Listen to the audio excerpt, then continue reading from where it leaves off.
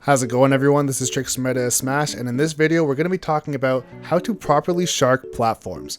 This is an area of gameplay I see a lot of players struggle with because when they get somebody on a platform, they simply don't know what to do. Their platform pressure is either very sloppy or non-existent, and a lot of the times they allow their opponent to get off of a platform and they don't capitalize on the potential punish that they could have had. So in this video we're going to be talking about the basics of what you should be looking for and also what you're trying to accomplish by sharking somebody or pressuring someone on a platform.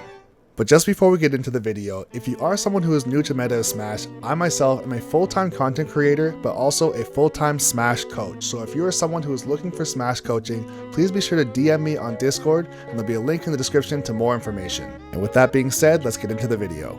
So first things first, there are 3 different ways to pressure a platform, those being grounded attacks, rising aerials, and falling aerials. And the reason for using each of these different types of attacks is to vary up your timing to keep your opponent guessing.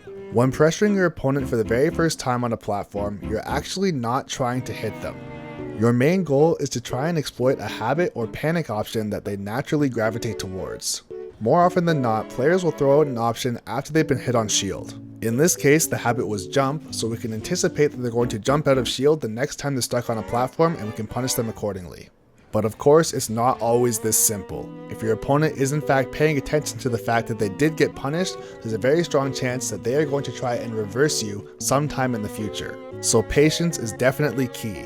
There's a lot of layers and conditioning that goes into punishing somebody on a platform, so you have to be very patient and make sure that you make the right decision when it really counts. With regards to the different ways that a player can get off of a platform, there are only 4.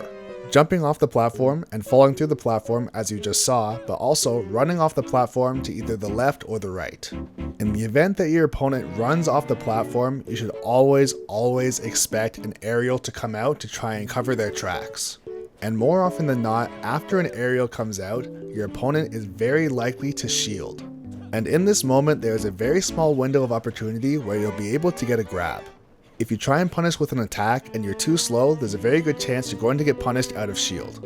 And once again, if you're sure that your opponent is going to attack out of shield, then you yourself can go for a counter attack out of shield yourself. If your opponent uses their double jump or tries to come down aggressive with an aerial above you, this is when you want to go into a juggle phase. The best way to stay in a juggle phase is to not leave your feet until your opponent has no options to land. If you can catch them with a tilt or an up smash and keep your mobility on the ground, you'll be much more successful. If your opponent has a counter, you can bait this out by doing an empty hop. In this case, you're going to be jumping close to them and scaring them into believing that you're going to attack, thus baiting out the counter, and then you can punish. If your opponent has the ability to place traps on platforms, your best bet is to try and catch their landing in a juggle situation. This is because as they detonate their trap, they have now committed to that animation and they can't air dodge, jump, or attack. And in some situations, provided that your opponent has a long-lasting aerial that they like to use out of shield, you can punish them in the same way. And lastly, platform setups can be used in endgame situations to net you stocks. If you see a habit earlier on, try your best to capitalize on it and it might just win you a game.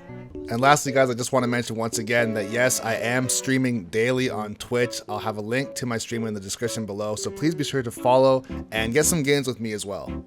I typically stream from around 7 p.m. till 4 or 5 in the morning, depending on the day, but since we're all in quarantine, more often than not, the window is huge, so I'm typically streaming pretty late. And with that, that's going to be it for the video. Once again, this is Trixx from Meta Smash saying thanks for watching the video, and please be sure to subscribe to the channel as we had just recently hit over 30,000 subs, and I can't thank you guys enough. Thanks for watching the video.